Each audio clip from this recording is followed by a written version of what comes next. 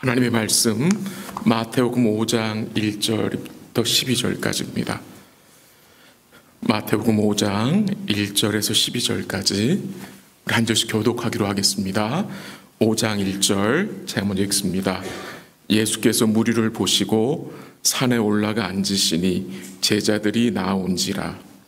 입을 열어 가르쳐 이르시되 심령이 가난한 자는 복이 있나니 천국이 그들의 것이며 애통하는 자는 복이 있나니 그들이 위로를 받을 것이며 온유한 자는 복이 있나니 그들이 땅을 기업으로 받을 것이며 의에 줄이고 목마른 자는 복이 있나니 그들이 배부를 것이며 긍휼히 여기는 자는 복이 있나니 그들이 긍휼히 여김을 받을 것이며 마음이 청결한 자는 복이 있나니 그들이 하나님을 볼 것이며 화평하게 하는 자는 복이 있나니 그들이 하나님의 아들이라 일컬음을 받을 것이며 의를 위하여 박해를 받는 자는 복이 있나니 천국이 그들의 것이라. 나로 말미암아 너희를 욕하고 박해하고 거짓으로 너희를 거슬러 모든 악한 말을 할 때에는 너희에게 복이 있나니 기뻐하고 즐거워하라. 하늘에서 너희의 상이 큼이라. 너희 전에 있던 선지자들도 이같이 박해하였느니라. 아멘. 저희가 지난주부터 예수님의 8가지 복을 이제 시작을 했습니다. 지난 시간에는 심령이 가난한 자에 대한 말씀을 우리가 살폈습니다.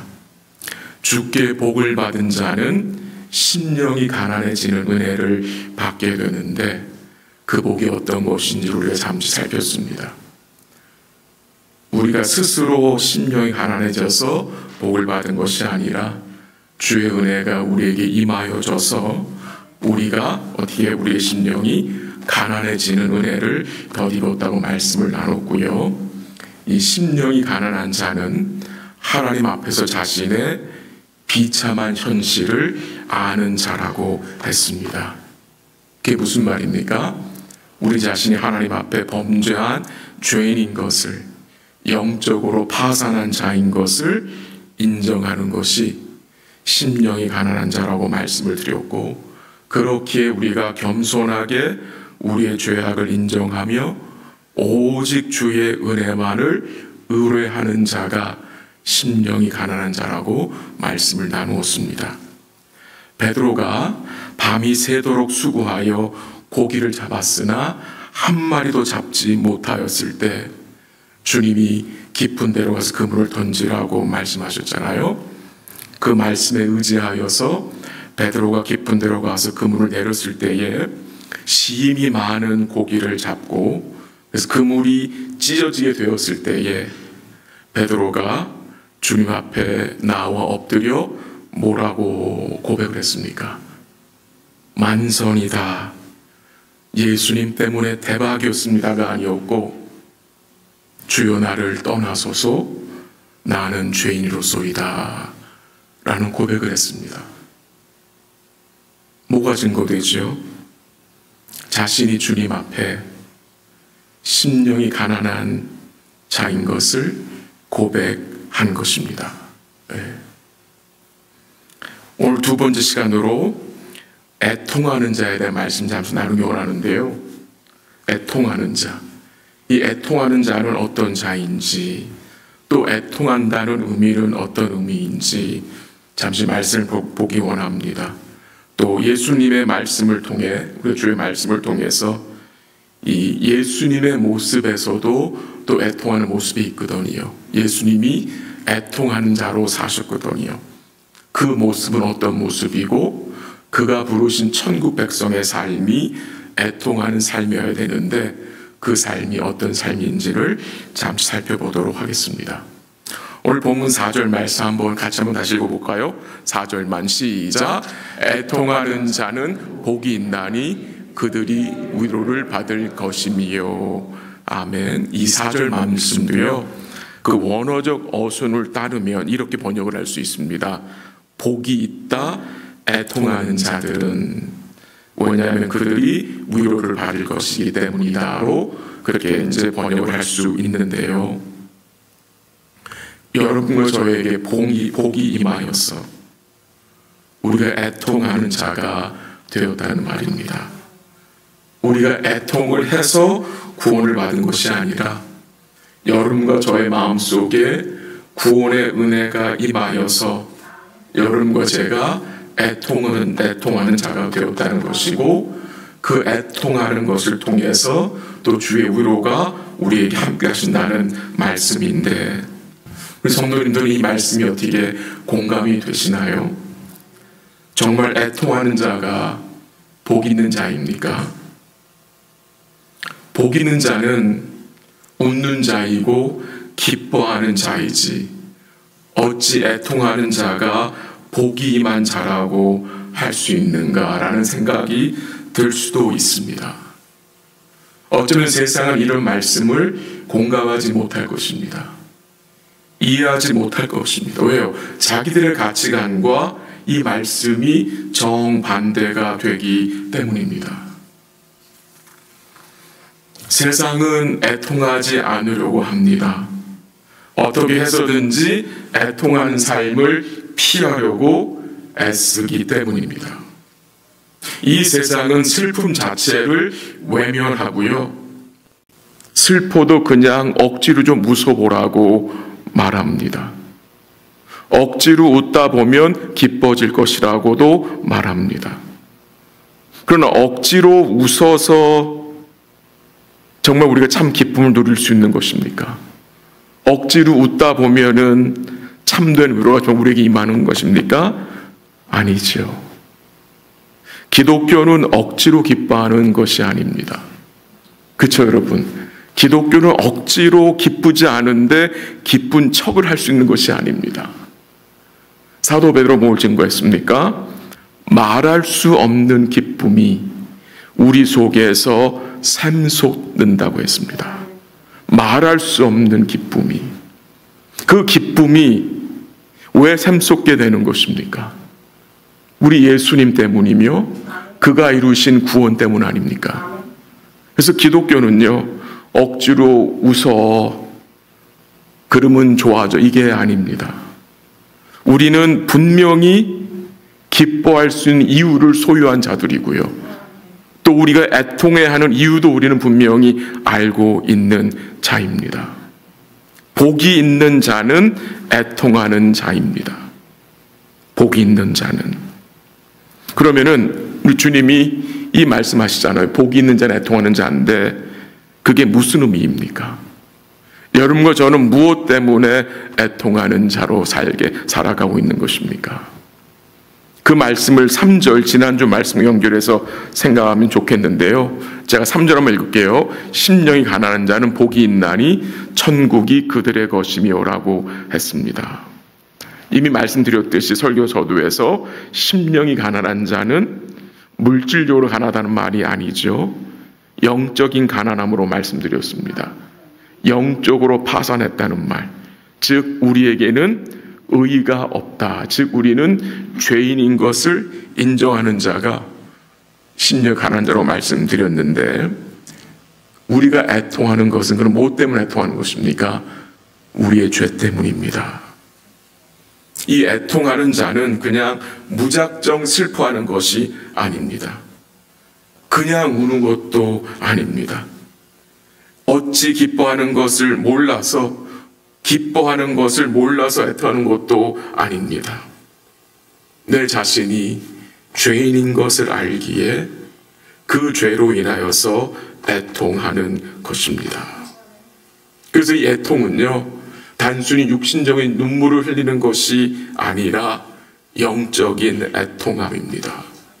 그래서요, 이 애통함은 심령이 가난한 자만이 할 수 있는 것입니다. 심령이 가난하지 않으면 애통은 할 수 없습니다. 참된 영적인 애통은 할 수 없습니다. 주님은 애통하는 자들에게 위로를 받을 것이라고 말씀하셨습니다. 이 주님의 위로는 세상이 알 수 없는 위로입니다.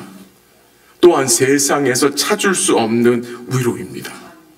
이 위로는 위로부터 오는 위로입니다. 이 위로는 주님이 친히 그의 말씀과 성령을 통해서 주시는 위로이기 때문입니다. 즉 천국 백성들만 맛보고 누리는 위로입니다. 주님이 말씀하신 이 위로, 이 위로는 하나님의 구원이 그의 백성들에게 주어짐으로 그 구원을 통해서 누리는 위로가 되는 것입니다. 그래서 죄를 애통한다는 것은 또한 우리가 회개로도 이해할 수 있겠습니다. 구원의 은혜를 아는 성도는 동시에 또 뭐 하는 자입니까? 회개하는 자입니다. 나 때문에 죄 없으신 예수님이, 그 거룩하고 의로우신 예수님이 십자가를 지셨다는 사실, 나를 사랑하는 예수님, 내가 나를 사랑하는 예수님을 그 십자가에 못 박은 장본일이 바로 나라는 사실을 알 때, 나의 죄 때문에 죄 없으신 주님이 십자가에 달렸다는 사실을 인정할 때에 우리는 애통하는 자로 살아갈 수 있는 것입니다. 성도는 우리 자신의 죄로 인하여서 애통해야 되지만 동시에 우리는 함께한 지체들의 죄로 인하여서도 애통해야 합니다. 한번 같이 읽어볼까요? 시편 119편 136절 한번 같이 읽어볼까요? 혹시 있으세요? 네, 한번 같이 읽지요. 시작. 그들이 그 주의 법을 지키지 아니하므로 내 눈물이 시냇물같이 흐르나이다. 지금 이 시편 기자가 뭐라고 고백하고 있습니까? 그들이 주의 법을 지키지 아니하므로 내 눈물이 시냇물같이 흐른다. 사람들이 주의 법을 지키지 아니하므로 이 시편 기자가 뭐 한다고요? 애통한다는 것입니다. 우리는 다른 지체들이 주의 법을 지키지 아니하는 것을 보면 어떤 마음이 듭니까? 왜 저럴까? 라는 생각이 들 때가 있죠. 왜 저래야 될까? 꼭 저래야 되는가? 비판적인 생각과 판단하는 생각이 들 때가 많습니다. 근데 우리는 동시에 그들의 지키지 않는 그것을, 그들의 죄악을 우리 역시 어떻게 해야 합니까? 애통하는 마음을 갖는 것이 필요하다는 것입니다. 누가 이런 삶을 사셨습니까?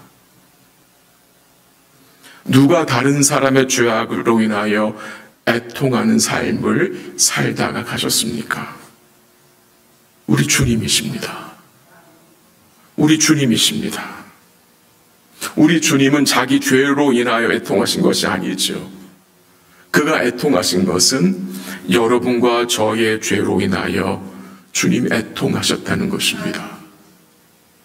이게 놀라운 은혜인 거죠. 이사야 53장 3절 4절 같이 읽어보겠습니다. 같이 시작. 그는 멸시를 받아 사람들에게 버림받았으며 간고를 많이 겪었으며 질고를 아는 자라. 마치 사람들이 그에게서 얼굴을 가리는 것 같이 멸시를 당하였고 우리도 그를 귀히 여기지 아니하였도다. 계속 갈까요? 다예요? 오케이. 그거 보시면 뭐가 나옵니까? 예수님이 멸시를 받으시고 간고를 많이 겪으셨는데 누구 때문에? 나 때문에, 우리 때문에, 우리 때문에. 근데 그 마지막 부분에 보면 어떤 말씀 나옵니까? 우리도 그를 귀하게 여기지 아니하였다는 말이 나옵니다. 우리 때문에 멸시받고 버림받고 간고를 많이 겪었는데 우리는 그를 귀하게 여기지 않았다는 것입니다. 그런 자들이었습니다. 상관하지 않았다는 것입니다. 그런데 하나님 우리 은혜를 베풀어 주셔서 예수님이 나 때문에 내 죄 때문에 멸시와 간고를 당한 것을 알게 해주셨다는 것입니다. 우리 주님은 애통하는 삶을 사셨습니다. 요한복음 11장에 보면은 죽은 나사로의 무덤 앞에서 예수님이 눈물을 흘리셨습니다. 왜 우셨을까요, 여러분? 예수님은 죽은 나사로를 다시 살리실 것을 이미 알고 계셨잖아요. 이미 알고 그 무덤으로 가신 거잖아요. 살려낼 것을 알고 계셨는데 왜 예수님은 그 무덤 앞에서 우신 것입니까? 살려내실 것을 아신다면 마냥 기뻐야 할 일이 아닙니까? 근데 왜 예수님은 그 무덤 앞에서 우셨습니까? 죄로 인해 죽음 가운데 처한 그의 백성들의 모습을 보았기 때문에 그 죄의 결과로 인하여서 우신 것입니다.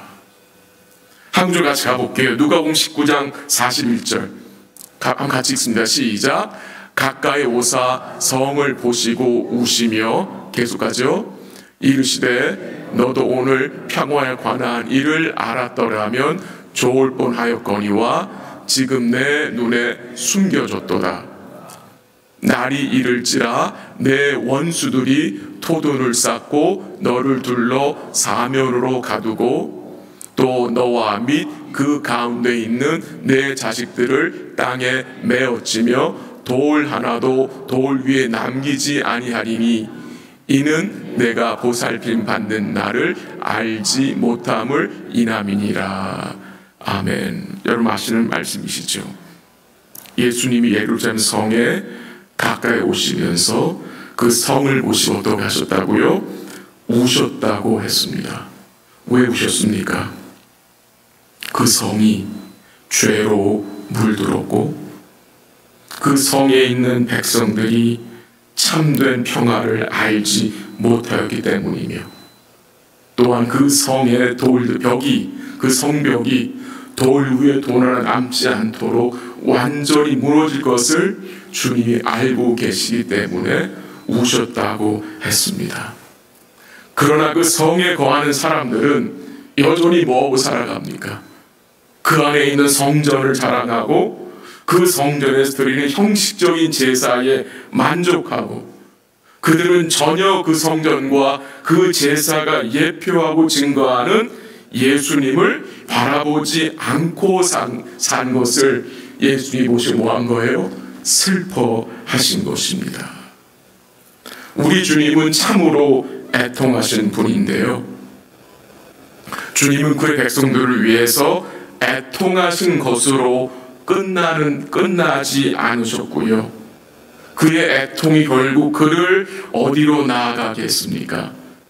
십자가입니다. 그는 그냥 슬퍼하고 애통하고 끝내신 것이 아니라 그는 그의 애통을 통해서 결국 십자가에 나아가 여러분과 저를 대신하여 대속의 죽음을 당하심으로 우리를 구원하시고 그 구원을 통해서 여러분과 저에게 무엇을 허락하셨습니까?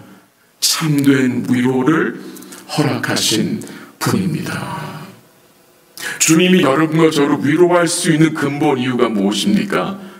그가 우리를 위하여 죽으시고 부활하신 주님이시기 때문입니다. 그래서 주님 자신이 여러분과 저 위로이시고 그가 이루신 구원이 오늘 여러분과 저에게 참된 위로가 된다는 것입니다. 성경에 보면은 예수님이 웃으셨다는 말씀이 나오지 않는 것 같습니다. 그렇다고 해서 주님이 기쁨을 모르셨다는 말이 아니죠. 그는 기쁨이 뭔지 아신 분입니다. 근데 그는 애통하는 삶을 사셨음이 증거됩니다. 여러분과 저도 마찬가지로 예수님과 같이 애통하는 삶을 살아야 하는데 그 애통하는 삶에는 기쁨이 없다는 말이 아닙니다. 이 애통하는 자에게 정말 참 기쁨이 주어집니다. 참 위로를 주님이 허락하신다는 것입니다. 이게 얼마나 역설적이죠. 애통하는 자인데 그 심령 속에 참된 기쁨과 참된 위로와 평강이 주어진다는 사실입니다. 증거해 드리겠습니다. 고린도후서 6장 10절입니다. 같이 읽을게요. 고린도후서 6장 10절 다 같이 시작. 근심하는 자 같으나 항상 기뻐하고 가난한 자 같으나 많은 사람을 부유하게 하고 아무것도 없는 자 같으나 모든 것을 가진 자로다. 뭐가 있습니까? 근심하는 자 같으나 항상 기뻐한다는 말씀이 있죠. 가난한 자 같으나 많은 사람을 부유하게 하고 아무것도 없는 자 같으나 모든 것을 가진 자로다. 누구 때문에? 무엇 때문에? 예수님 때문에. 예수님 때문입니다. 예수님 때문에. 그러니까 애통하는 자는요, 참 기쁨을 아는 자입니다. 주님이 주시는 그 위로의 맛을 아는 자라는 것입니다. 마지막으로 한 가지 더 나누고 싶은 내용이 있는데, 그것은 이 애통이란 것은요, 이 세상에서만 하는 것입니다. 즉 애통에는 끝이 있다는 말입니다. 우리가 천국 가서 영원히 애통하는 자로 사는 것이 아닙니다. 애통에는 끝이 있어요. 끝이 있어요. 주님이 여러분 것을 어떻게 하실 것입니까? 애통이 없는 곳으로 옮길 것입니다. 그때까지만 애통하는 것입니다. 애통하는 것이 없는 천국에서 여러분과 제가 어떻게 할 것입니까? 주의 얼굴과 얼굴을 맞대어 보며 영독 살 자들인데 거기에는 애통함이 없습니다. 여기에 대해서 구약 성경이 여러 차례 예언하고 증거하고 있는데 한 줄 한번 읽어볼게요. 이사야 35장 10절. 이사야 35장 10절 같이 읽습니다. 시작.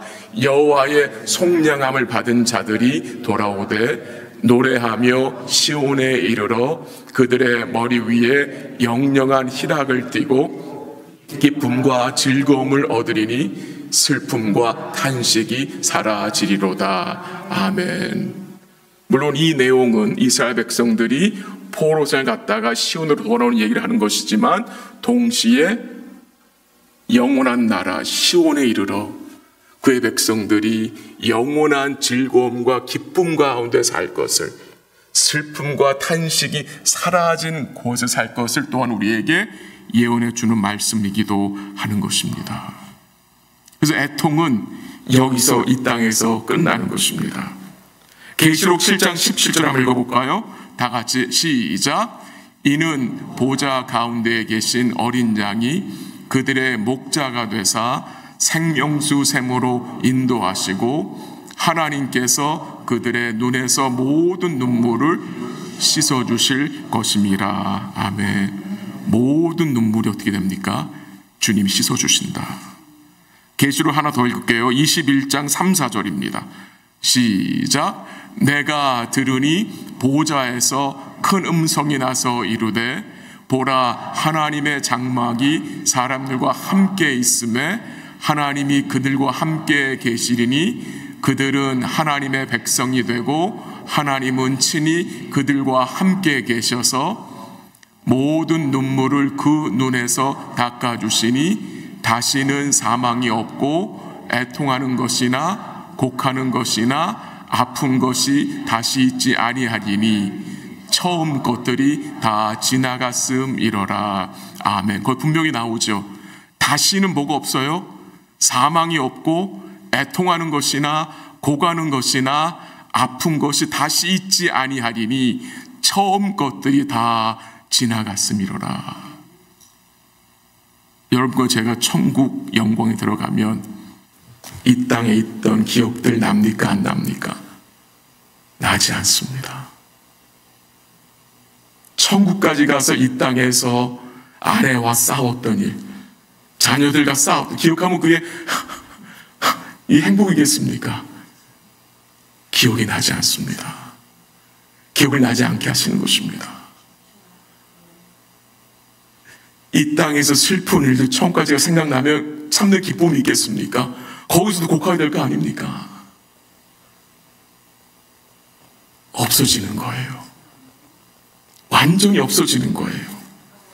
처음 것들이 다 어떻게 해요? 지나간다고 했습니다. 다 지나갑니다. 그래서 거기서 참된 기쁨과 애통하는 것이 없고 곡하는 것이 없고 아픈 것이 다시 있지 아니한다. 그래서 여러분과 제가 이 땅에서 애통할 때에 소망 가운데 애통할 수 있는 것입니다. 소망. 천국에는 애통하는 것이나 곡하는 것이 없다고 했습니다. 죄가 없는 곳이기 때문에, 죄로 인한 슬픔이 심판이 없는 곳이기 때문입니다. 예레미야 31장 13절 같이 한번 읽어볼까요? 시작. 그때의 처녀는 춤추며 즐거워하겠고 청년과 노인은 함께 즐거워하리니 내가 그들의 슬픔을 돌려서 즐겁게 하며 그들을 위로하여 그들의 근심으로부터 기쁨을 얻게 할 것임이니라. 놀라운 은혜죠. 여러분과 저는 천국의 그 위로를 이미 믿음으로 이 땅에 소유하였고요, 거기서 누릴 은혜를 우리가 이 땅에서 영적으로 맛보며 누리는 자들이라는 것입니다. 우리가 영적으로 애통하는 자들인데 또한 동시에 우리는 영적으로 주님의 위로를 누리며 사는 복된 자들인 것을 기억하시기를 바랍니다. 고린도후서 1장 3절에서 5절 한번 같이 읽어볼게요. 시작. 찬송하리로다. 그는 우리 주 예수 그리스도의 하나님이시요 자비의 아버지시요 모든 위로의 하나님이시며 우리의 모든 환난 중에서 우리를 위로하사 우리로 하여금 하나님께 받는 위로로서 모든 환난 중에 있는 자들을 능히 위로하게 하시는 이시로다. 그리스도의 고난이 우리에게 넘친 것 같이 우리가 받는 위로도 그리스도로 말미암아 넘치는도다. 아멘. 우리가 받는 위로가 누구로 말미암아 넘친다고요? 그리스도로 말미암아. 그리스도로 말미암아. 우리의 위로가 그리스도로 말미암아 넘친다고 했습니다. 그래서 여러분, 제가 누구를 붙들어야 합니까? 이 그리스도입니다. 그리스도입니다.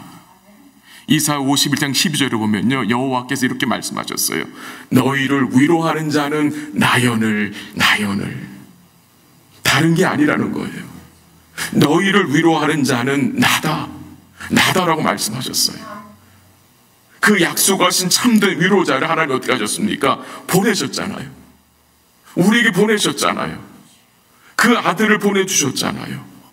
그 아들이 이 땅에 오셔서 우리를 온전히 위로하시려고 죽으시고 부활하셨잖아요.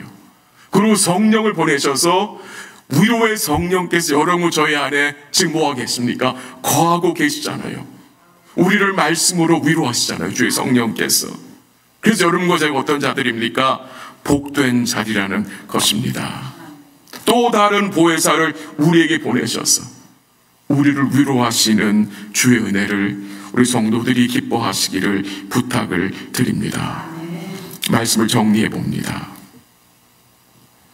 우리는 무엇에 대한 애통이 있습니까? 죄를 애통하며 사는 영적인 애통이 있어야 합니다. 우리 때문에 주님이 죽으신 것에 대한 애통이 있어야 합니다. 예수님을 십자가에 못 박은 나의 죄에 대한 애통함이 있어야 구원의 참 기쁨을 우리가 누리며 나눌 수 있습니다. 또한 형제들의 죄와 세상의 죄를 애통하며 사는 부분도 있어야 합니다. 다른 지체의 죄를 판단하며 정죄하는 마음보다는 그들의 죄를 위해 애통하는 부분도 우리 삶 속에 있어야 합니다. 여러분과 제가 주님의 애통함을 조금이나마 담기를 원하고요. 그 애통함은 우리의 마음을 기도로, 진실한 기도로 인도할 것입니다. 여러분과 저에게 또한 있어서는 아니 될 애통도 있습니다. 우리에게 있어서는 아니 될 애통이 무슨 애통이겠습니까? 세상 것이 부족하다고 애통하는 것, 좀 작다고, 좀 덜 가졌다고 애통하는 것은 우리에게 있어서는 아니 될 애통입니다. 우리 사랑하는 성도들과 제가 교회를 위해 주님 앞에 애통하며 살 수 있기를 기도합니다. 그런 자에게 주님이 위로를 주실 것이고 참된 위로를 맛보며 나누며 살게 하실 것입니다. 우리 성도들 중에는 여러 가지 일로 인하여 애통하는 분들이 계십니다.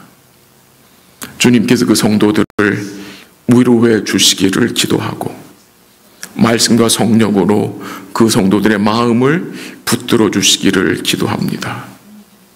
그 무엇보다도, 그 누구보다도 그 애통하는 성도들에게 주의 풍성한 위로가 함께 하시기를 기도합니다. 이미 말씀드렸듯이 우리의 애통에는 소망이 포함되어 있다는 것입니다. 예수님 때문에, 그가 이루신 구원 때문에 우리가 여러 가지 일로 애통할 수 있으나 그 모든 애통 가운데에는 소망이 있다는 것입니다. 주의 위로하심이 있다는 것입니다. 주의 위로하심이. 제가 한 구절 읽고 마치도록 하겠습니다. 시편 126편 6절인데요. 들어보십시오. 울며 씨를 뿌리러 나가는 자는 반드시 기쁨으로 그 곡식단을 가지고 돌아오리로다라는 말씀 여러분 아시죠? 울며 씨를 뿌리는 것이 쉽지 않습니다. 참 어렵습니다. 참 어렵습니다. 근데 주님 뭘 말씀하셨습니까? 반드시 기쁨으로 그 곡식단을 가지고 돌아오리라. 무슨 말입니까? 반드시 은혜를 베풀어 주신다는 약속입니다. 반드시 주님이 위로하여 주신다는 약속입니다. 이 약속을 믿고 우리 사랑하는 모든 성도들과 제가 애통하는 주님을 닮기 원하고 우리의 죄로 인하여 애통하며 함께한 지체들의 죄로 인하여 또 애통할 수 있는 이 복된 주님 닮아가는 삶이 될 수 있도록 오늘 이 저녁에 우리 함께 주의 은혜를 간구하기 원합니다. 우리 한번 같이 기도하도록 하겠습니다. 말씀을 제가 잠시 나눴습니다.